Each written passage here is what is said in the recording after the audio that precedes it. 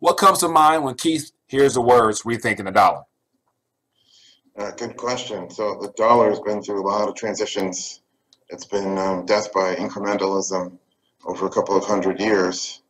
What I think comes to mind today is that a lot of people are getting increasingly angry because it isn't working for them. And so there's increasingly the need for this discussion that could not have happened before 2008, but the crisis of 2008 and the policy responses of the Federal Reserve post-2008 have made a lot of people say, you know what, time for a reset, time to think, what are we doing here and why? Right. Good point there. Now, how important is it at this particular time, especially for citizens globally, to begin taking, become aware of monetary history and monetary matters and just fiscal policy of their government in general? Why is that important now, do you think? I think it's the most important issue in the world. And so I make the case that the government imposes some kind of crazy tax, I don't know, it costs $3,000 per full-time employee. And businesses are really good at restructuring. It's okay, you're not full-time anymore, you're part-time, you're 29 hours.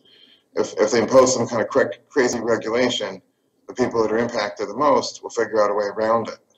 But when it comes to monetary policy, the perverse incentive of the policy can actually make people want to destroy capital enthusiastically and aggressively and scale up very large-scale enterprises for the purpose of capital destruction because monetary policy makes it profitable to do so.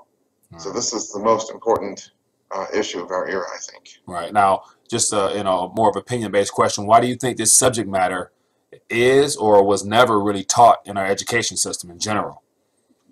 Well, I mean, the idea of having a purely fiat currency, purely irredeemable currency, is terribly convenient to politicians. Right. And so they don't have any interest in educating people in government schools that this is the real nature of the game. Right.